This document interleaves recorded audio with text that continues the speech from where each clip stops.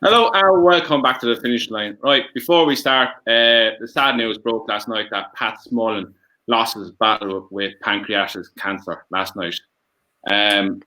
So from myself, Dave, Tom, we just want to send our condolences to the family and just on this very sad time. But sure, look, we'll touch back on his career. He had a great career. My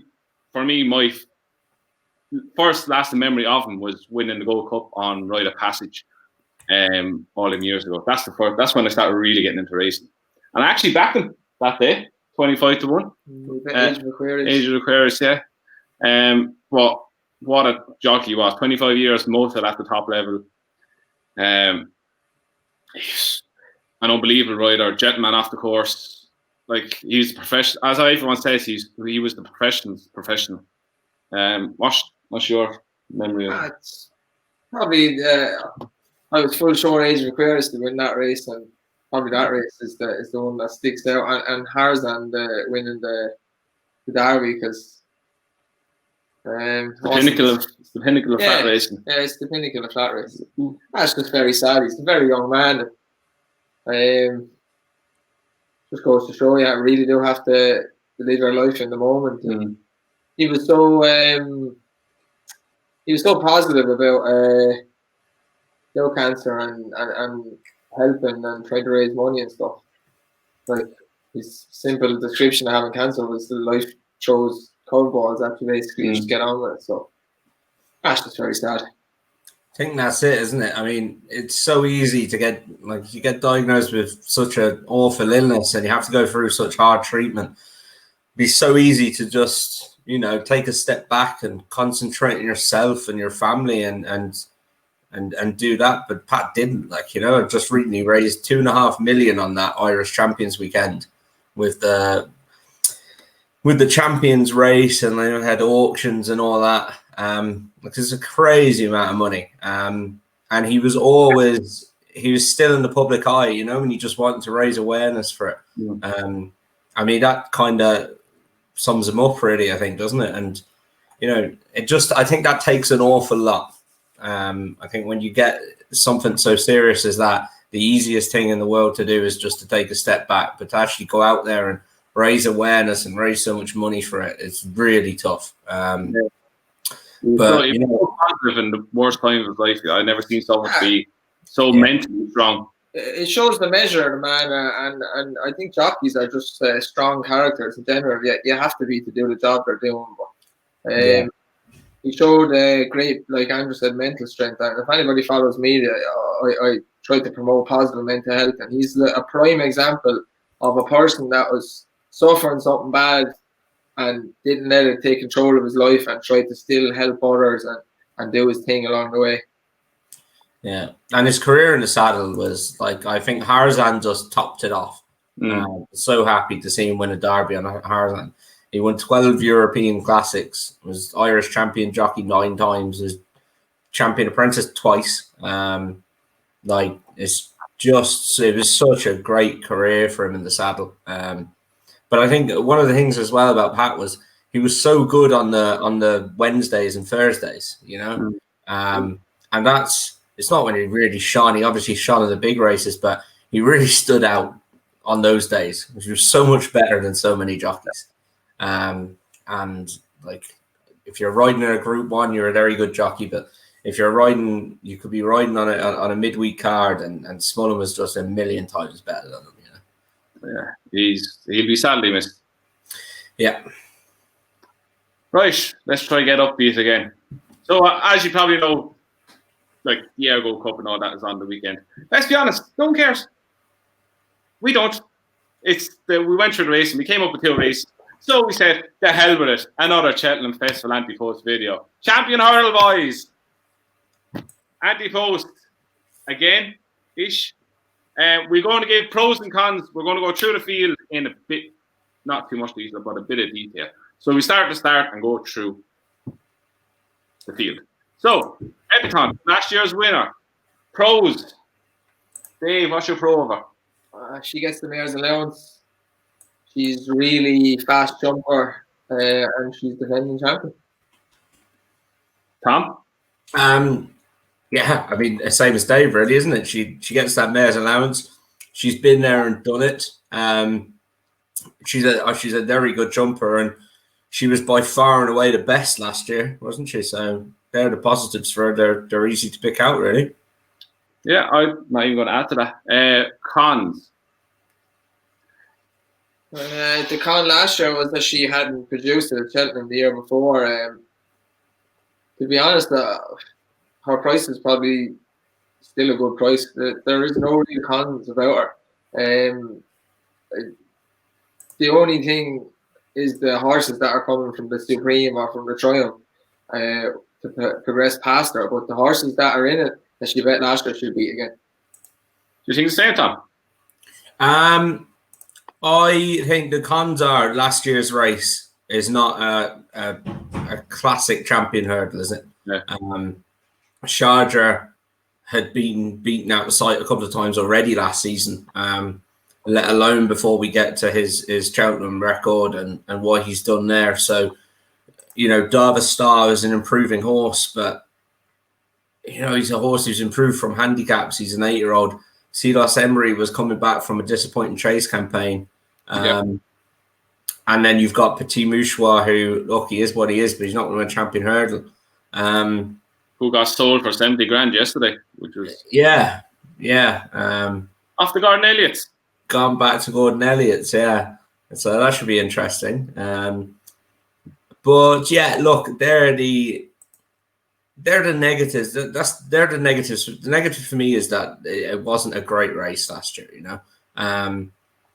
You look at the horses she's beaten her career: Sharjah, Silver Streak, French Crusader, Eglantine de Soy, McAtee, Eye Up Rocky. They're the ones she's beaten in England, who've come second to her. That's not a great list of horses, really, is it? Was it a case of that she was much the best of a very average bunch? Yeah, I think so. Oh, but she was by far and away the best, and I would definitely give her. I'd give her her chance. I'd give her a chance next year, definitely, because she was by far and away the best. But I'm not going to back her at 4-1, and I think there will be something in that field that is better than her. Yeah, if we go through, we have Goshen, obviously, who's the new pretender. Well, I say pretender. We don't know how good Goshen actually can be. But he was looking like he was going to be. You enjoying that, Tom? I am. I'm nearly finished. What is it? Movie. I'm on this health kick, Dave. I'm impressed. Strawberries, bit of porridge, natural yogurt. It's going down well. What's about life? Right, Goshen. He's already back on the red wine. He only lasted a week. Here. Long day. A long day. It was worth it. It was fucking lovely. I'm kind of Goshen. He was going to be one of the most impressive Triumph Hurdle winners we've ever seen. Well, that besides. Yeah, I think that's fair. Yeah. Next to O'Connor, at least. And if we look what O'Connor done after that, he ran Hurricane Fly Close 2 times. Do we think Goshen is up to that ability on what we've seen so far? I think so. I'd like to hope so. I think he just looks an absolute freak, doesn't he? Because Burning Victory won that race by being outpaced out the back and just finishing better than anything else when they got tired. But Goshen was up there, went the mad gallop, and then kicked on clear. And to be O'Connor was very good, but I don't think I've ever seen something that impressive. Maybe at Cheltenham, definitely not in a Triumph Hurdle anyway. We always say it, this will be the one, he'll go and take on the big boys. O'Connor showed how difficult it is. He was able to compete. He was definitely able to compete with them, but it is very, very difficult for those 4-year-olds to go and compete against the proper open class grade 1 horses. And as I say, I think we say it every time there's a good one. This would be the horse. Tiger Roll, this would be the horse.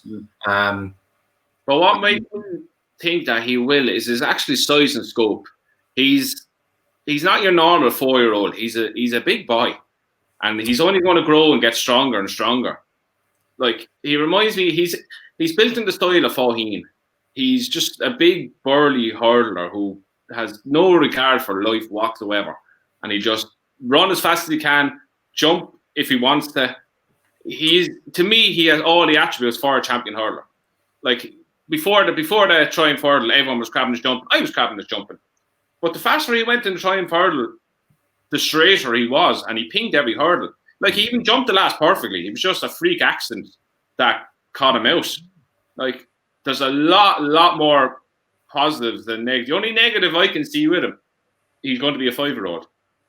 That's the only negative. But that's being thrown out the window. What, 2 years ago with Esper Dallin? 5-year-olds can actually win it now.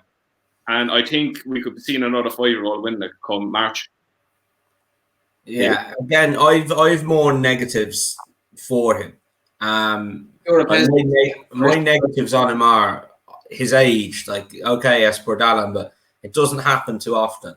I do think he needs to jump better. And then again, the horses that he beat last year, okay, he was going to annihilate that field, but you know, he hammered horses, but he didn't beat them that far. I think put him into a big race and a competitive race. I'm not sold until I've seen it. He wouldn't, you know, I'm not willing to take 6-1 on him. I don't think 10-1 was generous after the race and stuff, but I think he is his price now. I think his biggest attribute will be he'll be able to burn off people early on, or horses early on in the race, and then come as you said at the end of it, he has that kick as well to keep going. Like, there's not many horses that can go that fast and then pick up again off it. He would have won the champion hurdle last year if he was in it. The performance in the Triumph would have won the champion hurdle last year. Shock. I'm not convinced. The only negative is the age and the stats against the age. But if he comes back to this year and progresses a little bit from what he was last year, he'll win the champion hurdle. 6-1 is still generous because. Like, if he comes out and wins, there's no negatives of Epathan last year, but you both said it was a poor race. So he's to beat all those and then Abracadabras. That's it. Shishkin's not going for it. Enviada's not going for it. The champion hurdle is not a strong division like it used to be. There's no Hurricane Flies. There's no Faugheen's. There's none of these lads rocking around. Goshen will win the champion hurdle. I'm afraid I agree. I think you've got your selections in fast. Sure, you have a big price one you were talking about the other day. I do. Are we going to go through the rest of the field? Or Abracadabras? Right, we go Abracadabras. Abracadabras for me, I would give a chance to. The standing start in the Supreme really didn't suit him. He ended up jumping off last, and like he travelled through the race really well then. And I really do think him and Shishkin are two high class horses. I think Shishkin will win the Arkle. If there was a run tomorrow, I think Shishkin will win the Arkle. And I think Abracadabras, he gave him some battle up the hill, and the two of them had bad runs through. And I think they were miles the best. I'm quite keen on him. If I had to have a bet, out the top three, I'd back Abracadabras at 10-1, definitely. My problem with him, I just think he's always going to find something to beat him. I don't know.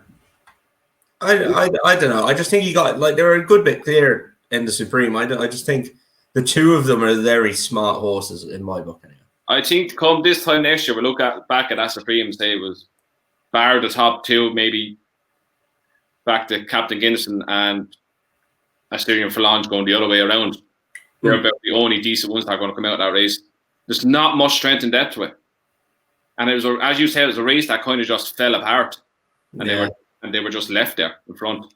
It was an odd race, all right. I don't know if they were just left in front. I think the two of them quick and clear. And yeah, I'm quite keen on the two of them being proper Grade 1 horses. So yeah, it's pleased to say as well, Boyle Sports are 10-1. Everyone else is a lot shorter. So I'd be happy to take a bit of that. Well, what I can see happening now, I can see Goshen and actually Abracadabras improving past Epitant. I can't see Epitant going off favourite this year for some reason. There's something telling me that, as we talked about, that was a bad champion hurdle. She beat nothing really. And I think the two boys are going to improve past her. Yeah, that's my thing with her, is that there'll be something to beat her this year or next year. Like as we said, Envoyan, do you Anton on whatever? Where we going? He's a lunatic. Can't stand it. And I agree with you that he'll find some way to get back, because that's what he always does. Yeah. Envoyan is won't turn up. Honeysuckle won't. Shiskin won't. So then we're down to St. Roy. Tom, you kind of have a fancy for him at a big price. Yeah, this is what I said on the show the other day. I've got one, and I don't even know why it was. I just happened to be looking at the champion hurdle market the other day, and like I said the same. Like Envoy Allen is not going to run here. Honeysuckle's not going to run here. Shishkin's not going to run here. So all of a sudden, you go from those three at the top of the market, and the next potential runner is St. Roy at 20 to 1. And this is kind of how I landed on a Plutard last year. I didn't think a lot of the field were going to run, and taking out like Min, I had nothing against him. But if you took him out, you were getting to a Plutard at 25s. St. Roy is a little bit the same. He's a young horse who's an impressive winner of a handicap at Cheltenham this year. He's got to go and improve again, like a Plutard did. But I think it's very, very possible he will. I actually think it's more possible he'll improve than I did think a Plutard would improve. He won the county hurdle by 4.5 lengths. He beat Aramon. Like Aramon's come out then and won that. Galway hurdle. Yeah, he won the hurdle at Tipperary before that, and then which was his prep race for Galway, and then he's come out and won the Galway hurdle off mark of 155 with top weight. Like that's insane. So the handicap form is there. That Embittered is a good horse as well, and he's absolutely annihilated them. Like Geraghty's come down to the second last and the last, absolutely tanking. Like just trying to keep a hold of his head. And then when he said go, he's just shot clear because Aramon was coming as well. He's only a 5-year-old. He's going to be 6. Before he ran at Cheltenham, they were all talking about this bit of work he'd done. He'd won at Tramore. He'd bolted up at Tramore in a nothing race. And then they brought them up to the Curragh for their work morning before Cheltenham. And I don't know what he worked with, but apparently he put in an unbelievable piece of work, as in a grade 1 piece of work. He was meant to work with something that was highly fancy for one of the championship races, apparently. Yeah, that's the impression I got anyway. He did it with something nice. He did it with a proper horse. Probably was impressed. Shaq and poor Moose. He's up to a mark of 151 now. He's going to have to improve again. Don't get me wrong, but I think there's a bit of improvement in him, definitely. And if we look at Ireland for next year, you've got Abracadabras, you've got Envoy Allen's not going to run there. Honeysuckle will probably contest those races. Then you've got St. Roy. Benny Dejew's not going to contest those races in Ireland. Aramon is going to, but he's got to beat him in my book. And then you've got Sharjah and Saldier. Like, I could see him if he beats Abracadabras in one of the classic route to the champion hurdle races in Ireland. He's going to come in. He'll half in price, I reckon. I'm not sold on him one bit, if I'm honest. Why is that? Fair enough. He beat Armand. He beat him handy enough. Look, Armand has come out and he's to me, he's after turning himself inside out all of a sudden, and he looks a proper grade 1 horse now. I think they run against each other again off level weights. Armand beats him. I don't know. I just think the way he went. If you asked Willie Mullins who's a better horse, Aramon or St. Roy, pretty sure he'll tell you St. Roy. Ruby actually put him up as well a couple of weeks ago as like a horse for Cheltenham, and he said, "I think Sant Royal improved to be a champion hurdle horse." Like that's the kind of level they hold him in. It's not a strong division over in Ireland at the minute. You haven't got a champion. You haven't got a Hurricane Fly. I can see him going winning. I don't know, a Morgiana or something, and he'll be 10-1 then if he does. So I'm really sweet on him. I just think he's overpriced at the minute. Is my angle. I've nothing really against any of the top three. I could see any of the top three in the market winning it. But this lad for me at 20s, I'm quite keen on him. You're itching to say something. I know. I just think this is the betting this race is so obvious. It's ridiculous. Goshen is going to win the champion hurdle. It's so obvious. Like people are pick holes in fall and all that. He would have won the Triumph Hurdle like a horse has never won a race in Cheltenham ever before, like ever. He's a freak in HR. Probably be a long time before we ever see anything like him again. If he improves a little bit over the summer, which I'm sure he will, he's going to grow, get bigger, get stronger. It's just ceiling of his ability is just so high. Like no horse can go to gallop, he can go and then he can quicken off it. It's going to take out the speed horses, so it's not going to make any difference. Nothing's going to be able to travel at the same pace. He's going to win champion hurdle. St. Rye is a good each way bet, like, but fairly easy, really. Yeah, I didn't want to be as bold as that as this far up. But I think Goshen is a steering job. I've never been. I've never been more sure of.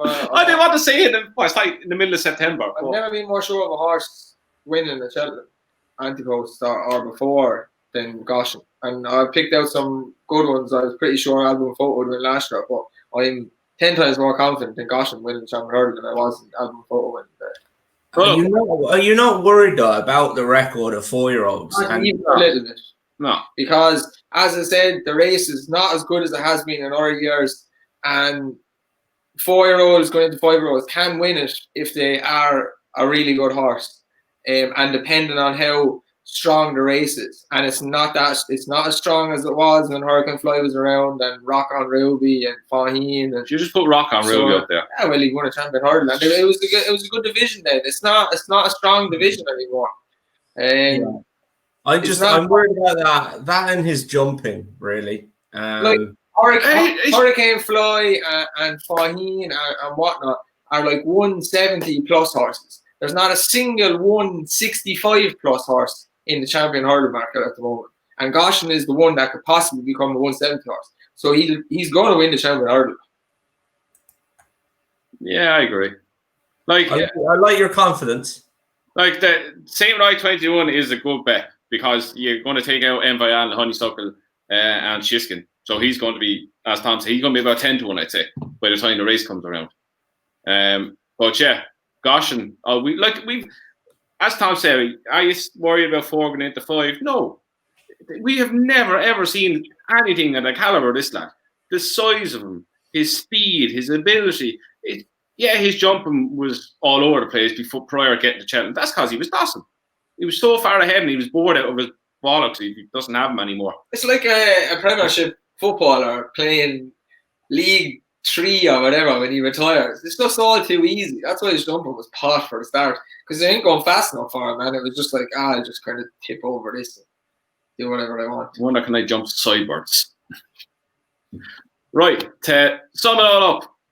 As of September the 16th, 2020, who's going to win the 2021 champion hurdle? Tom. Sant Roy. Dave. Goshen. Me, Goshen. Now we will move on to one of the puzzles of the week. The champion chase. Now I'm going to say this right. Shaq and Puswa, 5-1. Altior, 8s. Steffi the Sly, 14s. Absolute Tom, 16s. Allaho, 20-1. Pelissa Slow, 20s. Put the Kettle on, 20s. Fakir Dudaris, 22-1. And Duvan, 25s, 28-1. Bar the rest. I didn't even realise Duvan was alive. He's in the bet. Never. He's always injured. Tom, you take this one away. This is probably the race out of the ones we're going to talk about today that I'm the least confident on anything. I think it's a race worth looking at. A Plutard I don't think they'll go for this unless it's soft ground. I'm very positive that he just didn't run his race last year in the Ryanair. I don't think it was that he didn't stay. I think he does stay. I just don't think he ran his race. He never travelled. He didn't really jump very well. I'm inclined to put a line through that. So I like the horse, but I'm not convinced he's going to run here. Chacun pour soi, we've spoken about his record. Like, he's obviously an absolute aeroplane. And it depends what we're saying. Are we saying that if it's the 17th of March now and this is the field and this is the lineup, is he the most likely winner in my book? Yes, I think he is. I do think he's an absolute aeroplane. Am I going to back him at 5-1 in September for next year's race? Absolutely no chance. My feeling on him is he'll be on show down a walk for Crystal with his last legs by March. And look, hopefully he gets there. I really do hope he gets there. But he's not a betting proposition as an anti-post bet anyway. That's not my type of anti-post bet at all. The one I would probably back at the minute is probably Altior, lads. He's going to be 11, but my God, you look at his form. Like, he got beaten by Surname when Nicky Henderson bowed to feckin' public pressure, basically, and ran him. I don't even think he wanted to run him in that race at Ascot. It was this whole Surname v Altior thing, and he ran him, and it was his first run back of the season, and he shouldn't have run him, and he's still run very well. He's gone and beat So Royal the next day, doing his usual, not doing much. His form, like, it's just unbelievable. 24 runs, 21 wins. Like, it doesn't get much better than that. He's 8-1. He's probably the bet for me. I agree. Altior, like, people are jumping on the bandwagon. Oh, what if he doesn't turn up and blah, blah, blah. Like, that's the only setback he's really ever had was last year. So where's the evidence that he's not going to turn up? That was a stone bruise as well, to be fair. Like, that's a nothing. Any horse could get that in the morning. So there's zero evidence that he's regressing. Like, you take out Chacun, God only knows if he turns up. Like, Altior, if he goes against Defi won't even run in this. Plutarch probably won't. Alaho won't. Plislog will put the kettle on well. He put them on his back and he'll win this. The year he beat Plislog, he probably wasn't himself, but he still got the job done. But he's going to beat these hands down. The only worry is, as you said, if Chacun turns up, Chacun could be anything. We probably haven't seen the best of Chacun, but he's very injury prone. And even though it was only a stone bruise or something we had the day before, was it, or the morning off? Yeah, the day before. Like, it's just tough luck, really. Like, so he's not injured. It was just a little stone bruise that if the race was run the day after, he could have run in it. But look, I do hope the two of them turn up on the day, and it will be hard to split them. But as of now, there's more chance of Altior turning up, and an 8-1. Come the day, if he turns up, he's going to be 5-2 night before. So I'd gladly take 8-1 Altior and take my chance. In the last 4 years, the stat is that in the last 4 years, Chacun pour soi has won 4 times. Yeah, that's your worry right there and then. That's not an anti-post bet. No, you can't trust them. What do you think? I think Chacun pour soi is probably one of the worst prices anti-post of all the entirety of the races at Cheltenham that are priced up. Like Tom said, he's won 4 times in 4 years. He's untrustworthy whether to turn up. I know there'll be excuses for what happened this year, but he still didn't turn up. He's put in 2 good performances over 4 years, 2 grade 1s. His performance over Christmas was very well, and Min franked that form, but it's pounds behind the top level performances that Altior can put up. Altior is probably the only horse since Corno Star, Denman and Sprinter Sacre that can put like a 180 performance up. Now, he hasn't done it in a couple of years, but he hasn't had to do it in a couple of years. There was loads of people crabbing Altior's form. Politico goes out and wins the Champion Chase this year. Frank's Altior's form that he's been beating that horse all the time, and he does it easily. He's very lazy and just kind of goes past him and then gives up. I understand he's an 11-year-old, but he essentially had a year off. He had one hard race with Surname that was just a nightmare, a little run around Newbury, and then we didn't see him again. He's basically had a year off, heal up after that race, come back. Nicky will get him back. He done it with Sprinter Sacra, which is one of the most amazing training performances ever. And he had heart issues and serious issues, whereas Altior has had one or two little stone bruises throughout the years. And tiredness. His form is literally won the whole way through his life, bar his first race and then the race when he went up and trip, and it was just a bit of a nightmare on bad ground and everything. And then he wins again the next time. Altior at 8-1 is an outrageous price. He should be half of it, and he should be favoured. Yeah, totally agree. There's not a single thing I can say is wrong there. Like I think the whole thing with Shakan, are we still living on what he could be and not what he's done? I think the price is taking into account of what he could do, not what he's done. He's priced up on his performance at Leopardstown after Christmas before Cheltenham this year. And it was a super performance, the way he went through the race, and then Min ended up winning the Ryanair as well. But he's just still untrustworthy. I can't understand how he's 5-1. Don't get me wrong, I think he's an absolute aeroplane. But as like Dave said, he's a very bad price. Like you can't, he's not an each way. That's not how I pick each way bets. Not each way bets, anti-post bets. That's not how I pick anti-post bets anyway. I know I want to know some of the, if something's got injury problems, I'm not going to back them. I think he's an absolute airplane as well. Or if he was a car, he's a Porsche, but he's a Porsche that constantly needs to go to the mechanic. Like Altior's a Porsche that keeps running and doesn't give you any bother. You can go out and drive it, and then the next day it'll still be there. He's a Land Rover. Whereas Shakan, you drive a Porsche and then you come back and the wheel is flat. The wheel is flat, and the thing in the dash is flashing up. Bring me to the garage. So I can't be happy with that. No, it's true. Is there at bigger prices that catches your eye? The one I put up before, and I just give him a quick shout again, is Larichberg. Like he had all of last season off. Again, not an anti-post bet for me, where he's 40-1 in the place. And it's one of these markets where, you know, look, if it was run today, I'd be back in Altior. Altior is going to be 11 next year.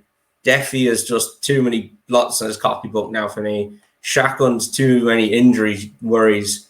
A Plutard, the trainer doesn't even think he's good enough jumper to win this. Allaho is never going to run in this. Put the Kettle on is the interesting one coming out of the Arca with the mare's allowance. And, you know, I could see her running very well. I just think something will beat her. So you go down through them and like Politico, like, you know, Jesus, surely he's not going to do that again. Fakadudari, I think, needs a bit further. I don't think he'd travel well enough. Duvan, that's like back in Thistlecrack. Hey! But I would, I think the Larichberg is the one. He's a bit of class about him, that horse. And if they can get him back, I've no idea. You know, I've no idea what he's doing now, or you know, if he's ready to rock again soon. But he could be the one. He could just be the one. Put the Kettle on, I think, is a good each-way price, simply because the record of Arkle winners winning the Champion Chase is quite good, and she gets the mare's allowance. But you would expect that Shakan and Altior would be a good bit better than Put the Kettle on.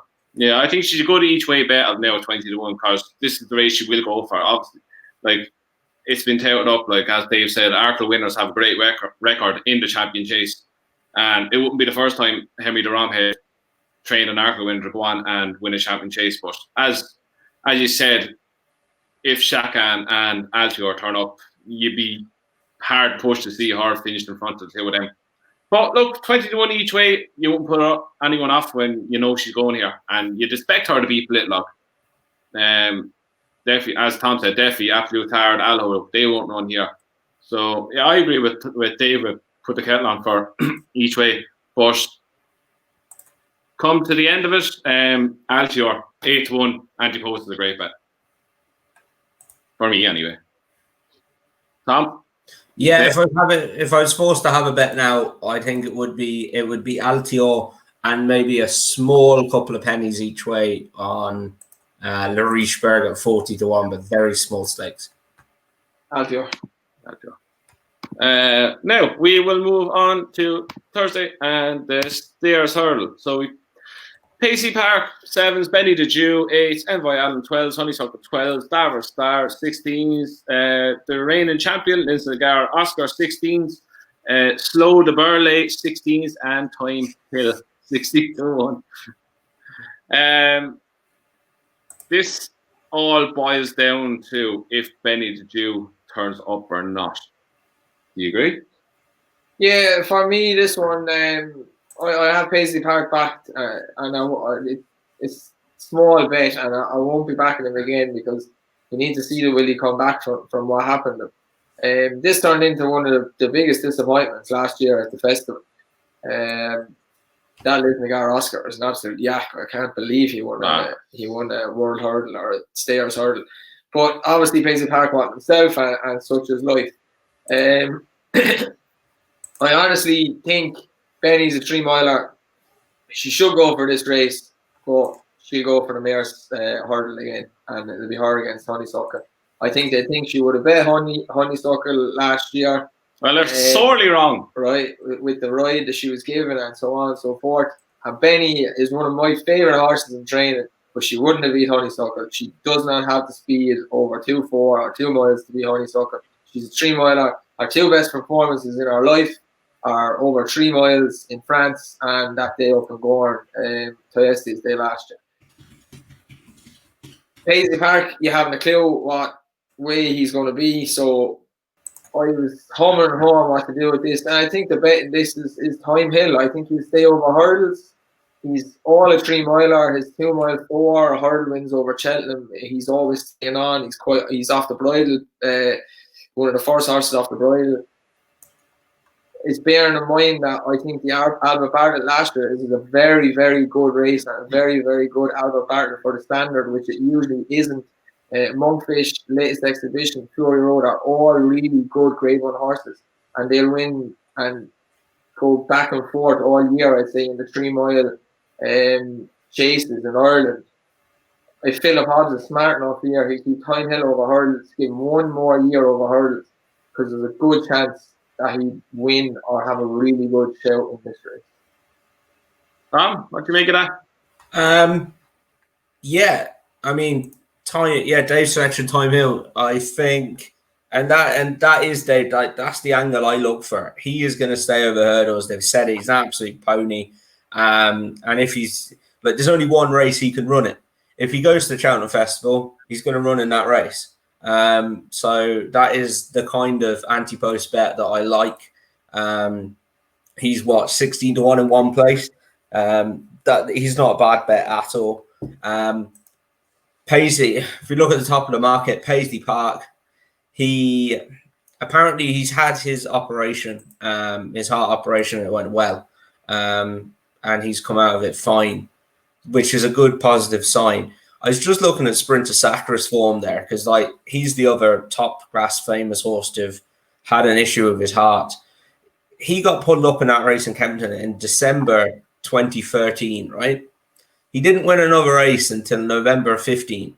It took him 2 years to win a race. He came back and he got beat by Dodging Bullets. He pulled up then in the champion chase and he got beat by Special Tiara at Sandown. And then it wasn't until another really long break that he came back and won at Cheltenham in November. And then we all know what happened. He went on to win his champion chase crown, and he won his last 4 races then. Just a concern to me of how long it's going to take him to get back Paisley Park. It's a bit of one of those. It's like you guys know, if you're playing sport or whatever, you'd much rather break a bone than do any ligament damage or anything like that, because you break the bone, you put it in a cast, 6 weeks later it's better. With injuries like that, with your heart and stuff, you just don't know. Like, you're saying what you're saying is right, Tom. Like, he's an animal at the end of the day, a horse. But what happened to him in that race will have a lasting effect on how he goes through the pain barrier of what it feels like. Like, you can't feel what he felt when he had that heart issue, but it was obviously really distressing for him. And he pushes to that 90% heart rate in a race. You don't know if he's going to go through it again until he actually does it.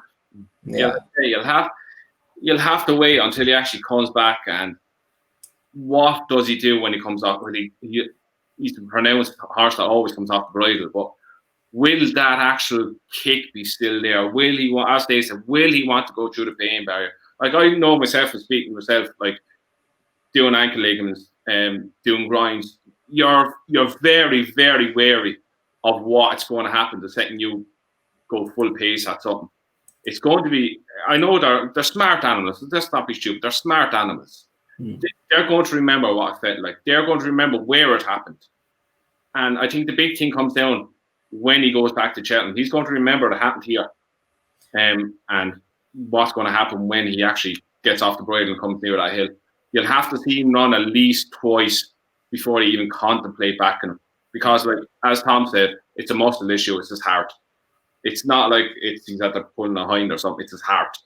There's going to be so much pain involved in that. So, as two of you said, to me, a bet proposition right now, even though the price is tempting, but no, not a chance. Go on, what are you saying, Tom? Yeah, no, it's like I've said it on the show before a couple of times about the wind ups and second time back after a wind up. It takes the first time for them to learn that, oh, that didn't hurt. And then it's the second time they're like, oh, it didn't hurt. So they're waiting for it to hurt. I've got a dodgy knee that I did years ago. And if I run, I could run to like 3K and then it'll start to hurt. And I know it's going to hurt. And I'm waiting for it to hurt. And I'm expecting it to hurt. And the horses do the same thing, especially with their wind anyway.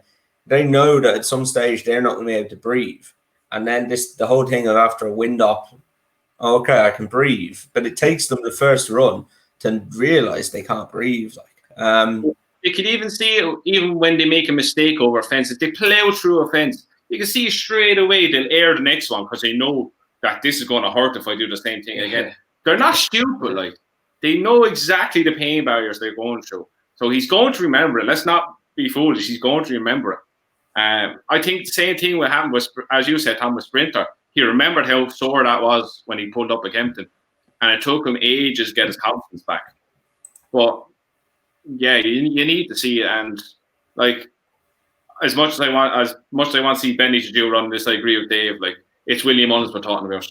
He's going to go back to the Mayor's Hurdle with her, unless something drastically happens and he says, all right, with Constantista, we're going to go stairs with Benny. But I agree with Dave with Time Hill. Time Hill is the bet in the race for this.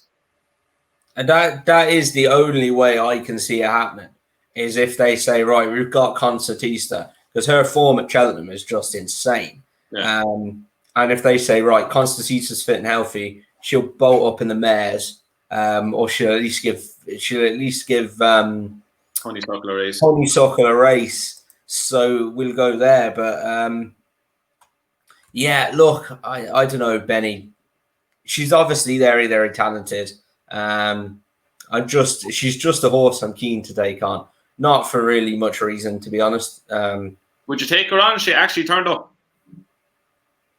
It's all price dependent, isn't it? I'd say she's going to be short. She'd be what? 2 to 1, 9 to 4, I'd say. Yeah, I'd take her on all day long at that price, yeah. Okay. I'd just back something else. I wouldn't really lay her because I could see why she would win, but I would I'd back something against her, yeah, definitely. At that price. The one for me, I said it before, and I know you take the mick out of him, but is Sire de Burley. Based on the positives for him, or his Cheltenham record, he just turns up there every time. Him, the storyteller, the storytelling was laid out for that race as well, and they were miles clear of the rest of them. I just think as well, you look at it, he didn't run very well at Aintree in 2019, but after that, then last season, he had 3 runs and he had to qualify, and they messed it up. He was 9th for 25. I think he had to be in the first 6. So they took him over to Warwick in January, and he finished 4th. And like, look, all these races, I don't really like these races where you have to finish in a position to qualify. I think it incentivizes you not to win, because if you win, you're going to go up in the handicap. So I don't really like those races, to be honest. I just think that horse, his Cheltenham form is electric. He hasn't exactly exerted himself very much for the rest of the season when he's been trying to run in the Pretemps. He's rated 158 now, so he can't run the Pretemps anymore. And I just think he's the one for me. If there's going to be one to go and do it, he might be it. Time Hill is a good bet. I wouldn't knock him at all, but I'm happy to take on Paisley Park and Benny at their prices. And if there's a bit of 16s about him, I'll take that again. Do you know what my problem is with Soda Burley? It's going on exactly what you said there. He's had a very, very light campaign until he's got to Cheltenham. If he wants to run against these, he's going to have to step up at some stage during the season to see can he cut it with him. And like, we don't know how he's going to react. As you said, when he won, not this year, the year before, he bombed out kind of at Aintree after a hard race. Is he going to do the same again? I know he'd probably be planned to have a break after it, but that's my kind of problem with him. He's not going to have an easy season at all where he's throwing out the back, I'll dip my head to get 4th to get in on a handy mark. He's going against the big boys now. Yeah, I agree with Andrew. Like, he's a good horse. He's proven that at Cheltenham, but he's not turning up at Warwick or around Leopardstown a handicap 2 or 3 times and then winning the Stayers Hurdle. It's not going to happen. I think they'll campaign him very sparingly. I think you'll only see him have a couple of runs before Cheltenham. I think they'll try and match what they've done. That division in Ireland, take out Benny de Jew, isn't that competitive. If the whole plan is, I can see him turning up at the Galmoy Priestes Day at Gore. That'll tell a lot, I'd say. Yeah. No, I could see him. I can see him win. I can see him winning at least one of those races in Ireland because they're not that competitive. Yeah, you'd have to turn up at Gore and try beat Paisley or Present and Percy, I suppose. He's in the next race, lads. He's in the next race. Speaking of that yak, before we get on to it, final selections as of now. Can I just say, sorry, on like, I know you hate racing post ratings, but Benny de Jew, like, Soda Burley ran to an RPR of 164 last time at Cheltenham. Like, he won that off 152. Like, Benny de Jew is rated 162. The highest racing post rating she's ever run to is 162, which was at Goshen in the Red Mills, is it? No, the Galmoy hurdle. You know, even like behind Honeysuckle, she ran to 156. She's never run to more than 160 other than that one time. You know, I think she's gonna have to up her game to beat an on form Paisley Park. Yeah, I'd agree with that. So, but from now, like, we don't know what Paisley Park is anymore. But if the two of them turn up, I'd imagine Paisley Park would be favourite and Benny be second favourite. There's not going to be much in between them.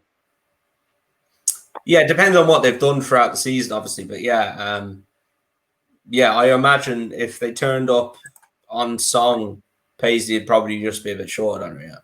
I'll throw something else into it. If I say Paisley doesn't turn up, he's injured, or someone, Benny doesn't turn up, doesn't someone like Time Hill suddenly skyrocket to the top of the market?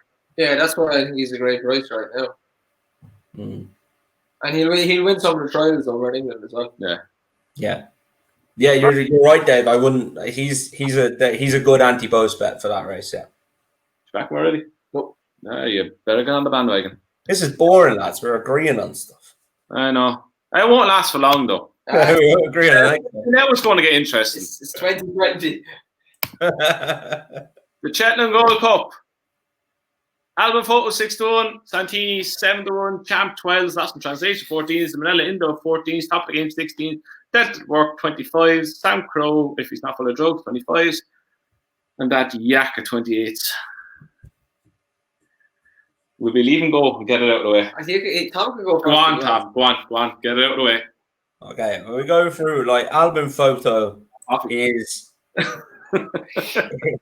like he's now a dual Gold Cup winner. You don't do that very, very, very easily. That doesn't come easy to any horse. I love the way they're campaigning him. By the sound of Willie and Patrick, it kind of happened by accident. Yeah. The first time anyway. And then they said, well, if it's not broke, don't fix it. The Best Mate was campaigned the same, you know. They're such hard races, and like the Gold Cup, and remember Denman, like it broke that horse. They're such hard races, those Gold Cups, and you just have to campaign them sparingly, and they have done with Album Photo. They're going to do it again, you know, creatures of habit and all that. I can see him turning up there with a favourite's chance. You know, I've nothing against him really. Santini, I just worry. His tactical speed is just non-existent. Yeah, it's not there for me. Champ, I hate that horse. Which one? Santini or Champ?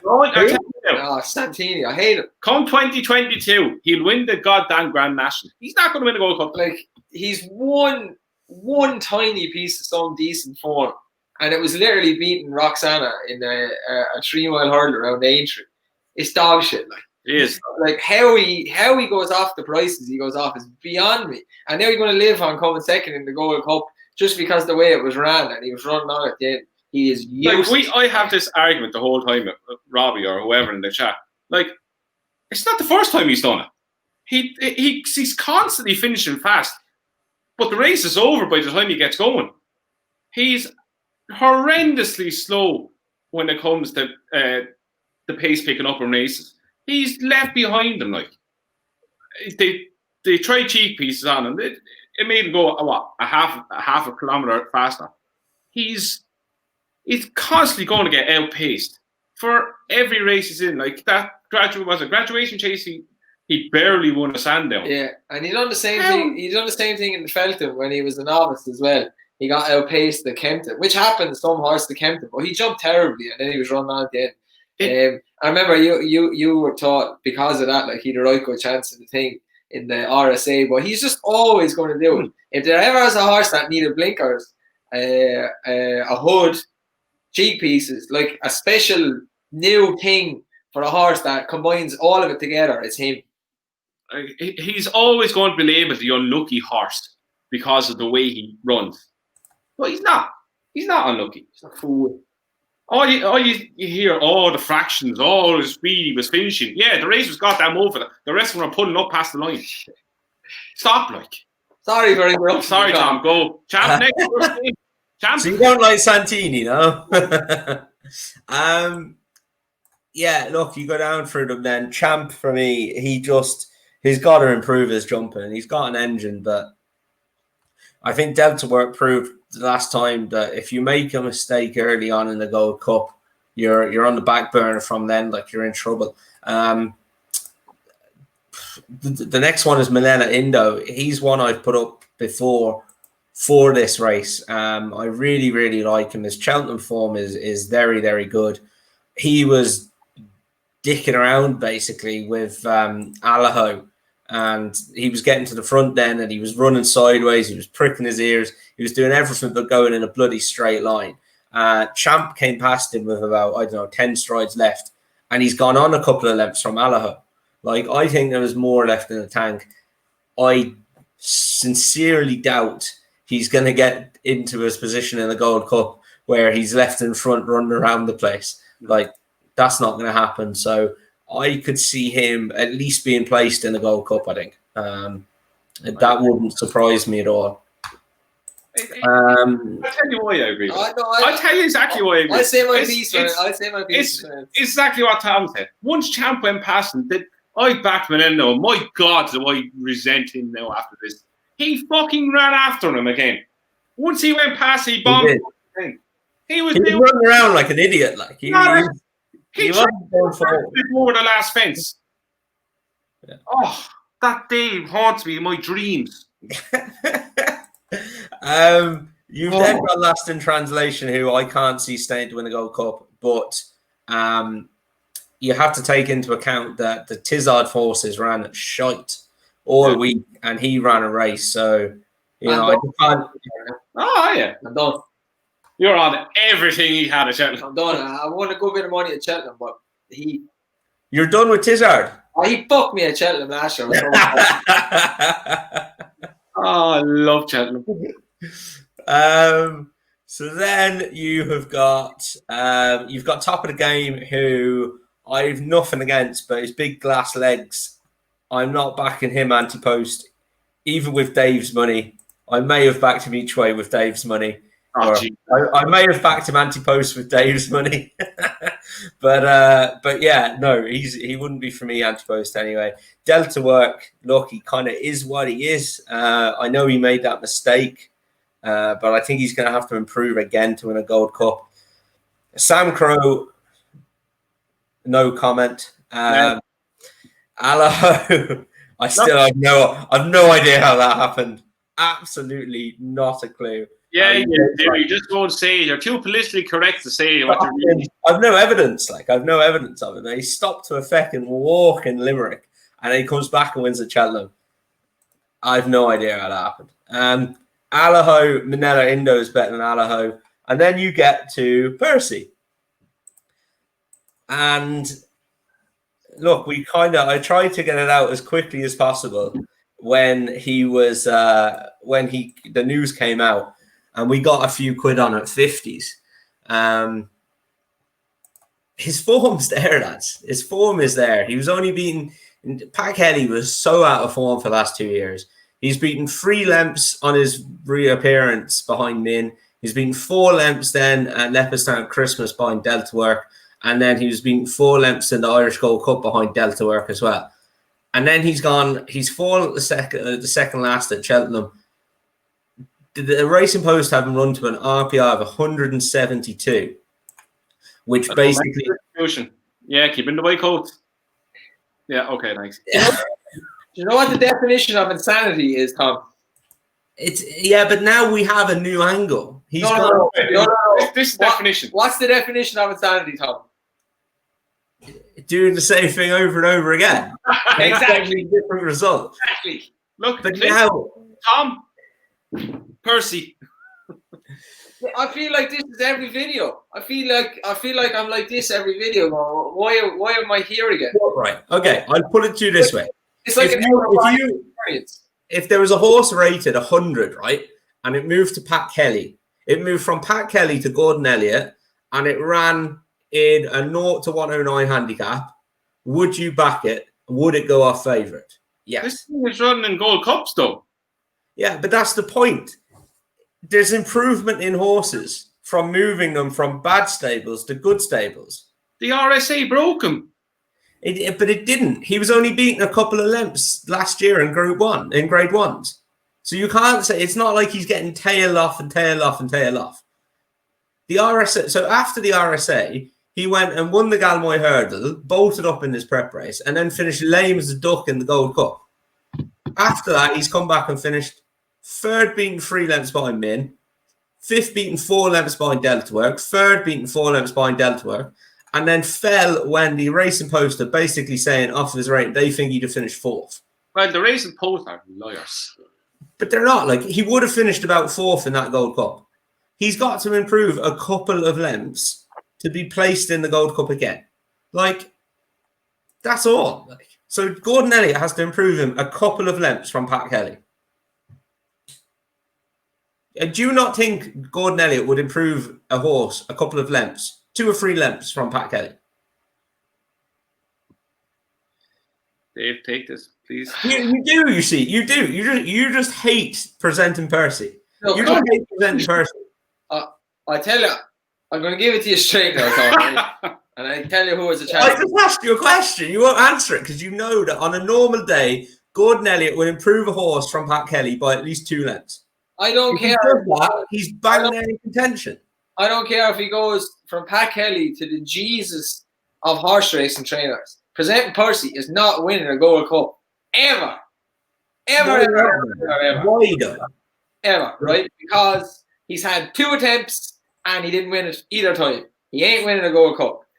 All the horses that lost him at last year, that were novices last year and had a chance, will not win the Gold Cup. It Correct. does not happen. It's an enigma if it happens. And the time it happened was Native River, and Mike Boyd just gave up and could not give a shit and didn't go through with it. He should have won the race, right? Santini won't win.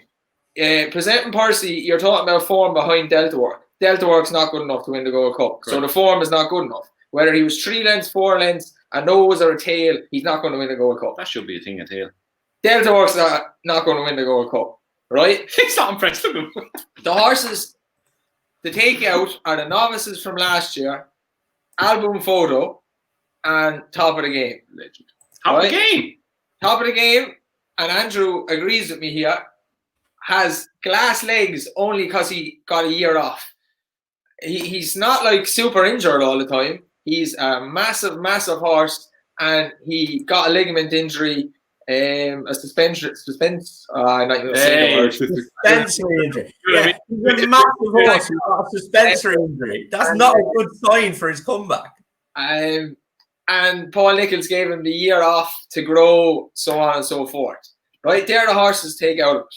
Scratch off Manila Indo and scratch off Allaho. Allaho don't stay 3 miles, so he's definitely not going to stay 3 miles too. He'll go to the Ryanair. Yes, they will and win it. If you can't beat Champ, who jumped like one of the horses down here in Ballybeg that is on the back that runs around the road here in Ballybeg. He jumped like one day, and he still bit Manila Indo. So scratch Manila Indo off. Yeah, words are right. wrong. You're left with then Sam Crow is on drugs, so you can get rid of him. You're left with Boum Photo, Champ, and Top of the Game. Champ, There's the he can't jump. There's the 3 horses that have a chance. If Champ, Please get Champ. Please do it, Dave. I have Champ backed already, right? Oh, no. 3 times he hasn't backed. No. €15 on Champ at 18 to 1. If you don't jump, if you don't get his jumping better, he hasn't a hope. So He hasn't no hope of getting his jumping better. then you're left with 2. Boum Photo are Top of the Game.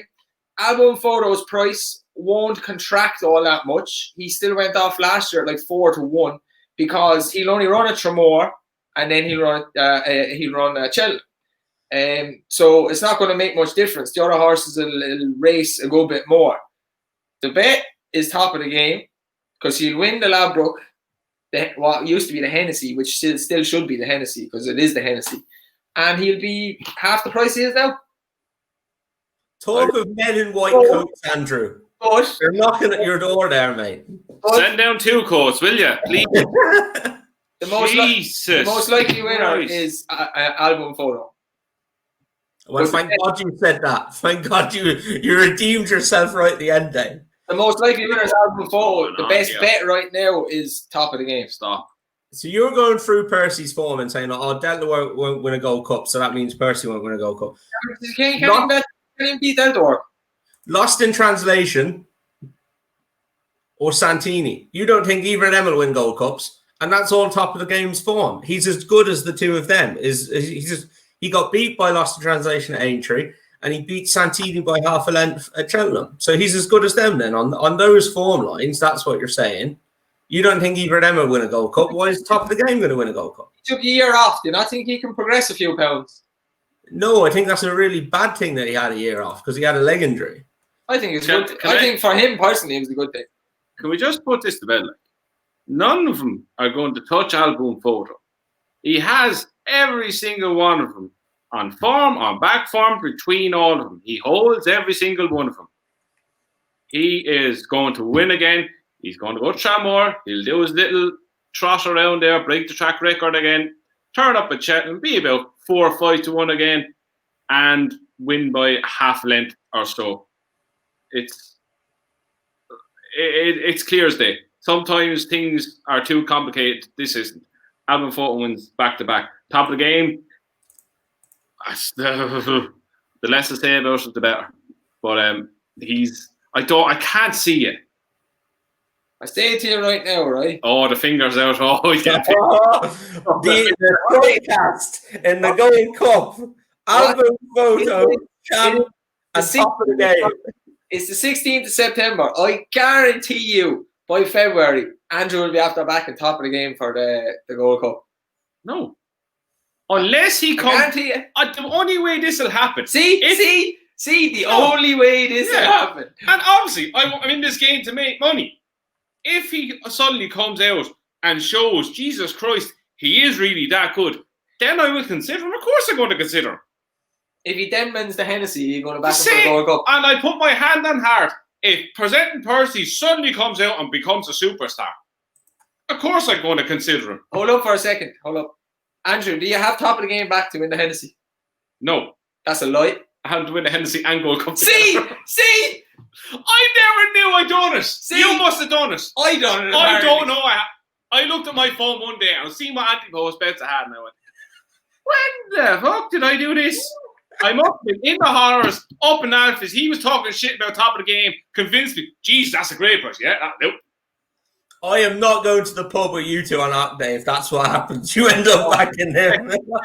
That's not the worst thing that happens. I tell you, we have some record in that pub. We've always won money. We've a good record in general, like, but.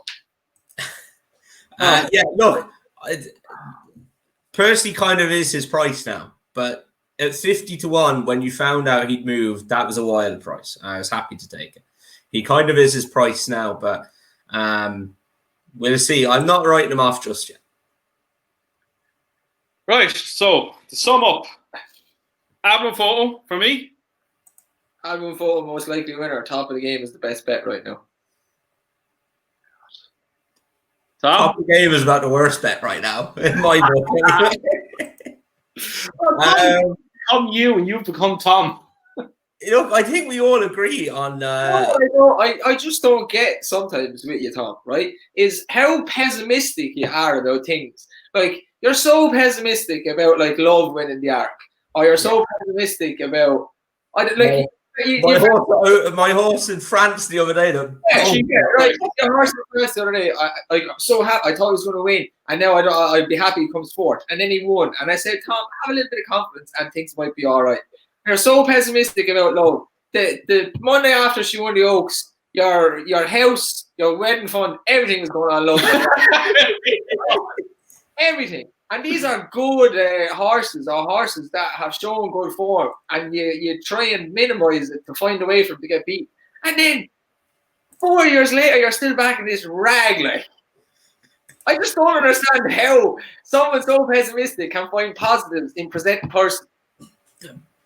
Well, you can obviously find positives in him. Like, the lad was going to be about fourth in the Gold Cup last year, trained by Pat Kelly, who wasn't the winner in 2 years. Like. Then he moves to Gordon Elliott. That's a massive positive, huge positive. So yeah, look, I'm still positive on it. I think we do agree though. The most likely winner is Album Photo. Yes. Yeah. Right. We'll end it on that. Jesus, I like that now. That was better than talking about air now, in fairness. We got the worst. Can we just? We can't do a Cheltenham video this year without mentioning the Mayor's office out. Oh yeah. She'll get a whole video for herself. What an absolute aeroplane. We talk about her next time. Yeah, but we'll go on. She's running the pre the Cadran in 3 weeks' time. Like, we've never seen the likes of a horse that's more than likely 99% sure going to the Mayor's Hurdles, going running in the Group 1 on Arc Weekend, where she actually has a chance of winning it. We backed her there the weekend with some of the winnings we won, and I also had a match bet with George from Kilkenny or somewhere, isn't it? Kilkenny? Up near Goshen, maybe. I think he is anyway. But he's from Meath, I think. George, yeah, I know George. Yeah, he's from Meath. Or Ord, as Dublin, one or the other. I had a match bet with him, owed him 4 points, so he threw that on Princess Zoe as well for the Cadran. So we're all in. We've money on Zoe in every single race she's running. Absolute scenes if she wins this up in Alphys. Yeah. Have you backed her for her yet? For the Cadran? Yeah. No, I'm good now until she racks up in the Mare Novice Hurdle. How dare you?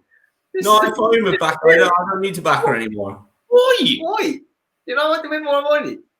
What price is she for the Cadran? Let's have a look. 8-1. There's nothing in the race, Tom. Call the Wind is the only thing that can beat her. Like. Call the Wind. She's 9-1 in a place. She's 9-1 with Unibet. Yeah, Neif Road's a good horse. Shame he didn't turn up last week. So if I think of me, Princess Zoe. Yeah. Would I don't know. The case for a year. Oh, this is what I'm talking about. Jesus. This is great because this is a prime example of the pessimism that you show, and you were literally making a case for a certain person 5 minutes ago. And you're the one wanted to talk about Princess Zoe. Yeah, not Cadran. Oh, someone end 2020 quick. Yeah, look, I'll give it to you. Call the Wind got beat this year when I thought he'd win. So, and he got beaten. Yeah, he got beat. Yeah, okay. I just haven't really looked at the race, to be honest. Tom, please put €20 on Princess Zoe for the couch. You're loaded. Come on. I wish. Your horse had to win a 40 grand seller in bloody France. I want to see the betting slip later, Tom. Come on. Let's just to touch on that. Horse won a claimer in France, right? €9,600 to winner. Like, it's mental. It's absolutely mental. Hopefully he wins another 5 of them. Until he jumps off and go, oh, I don't know, will he win now? Yeah, I'm not backing him anymore anyway. Jesus Christ. I just want to see what rating Princess Zoe has now on the flat. 110, I'm guessing. 108. Oh, How many 108? How many 108 rated horses go jumping? Never mind bloody mares. 0. Only Sir Eric. Penn Hill was 101. Yeah, he was actually. Yeah. Was he when he went jumping? Yeah. He was 100 or 101, something like that. Hang on.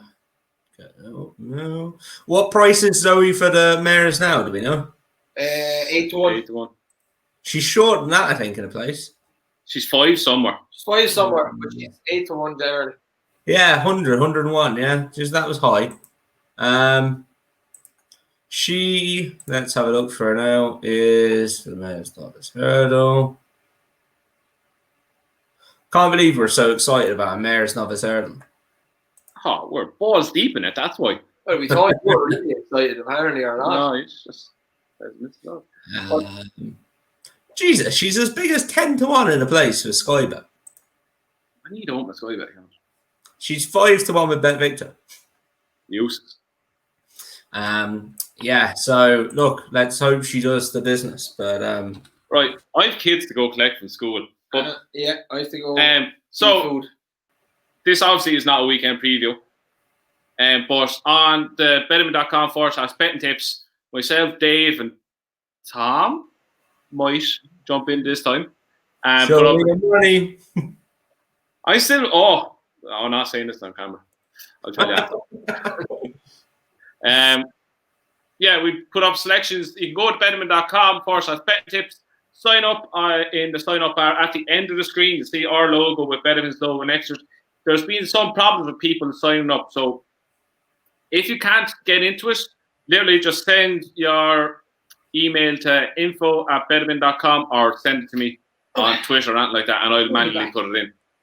So on that note, I enjoyed that. That was so much better than the other thing. This is my idea because it was his idea. Couldn't be dealing with that racing this weekend. So, what's next week? Here, lads. Here's one quick question for you. Out of the 4 championship races, then the horses we've mentioned, what is your best bet? Goshen. Boum Photo. Mine's St. Roy for the champion hurdle. Pretty good. Yeah, Boum Photo. Try and trust it. On that bombshell, we will see you next week for another weekend preview or Cheltenham preview. We don't know yet. So Thanks again for watching. Subscribe if you haven't subscribed already. Give us a like and leave your comment below who your best bet is for Cheltenham 2021.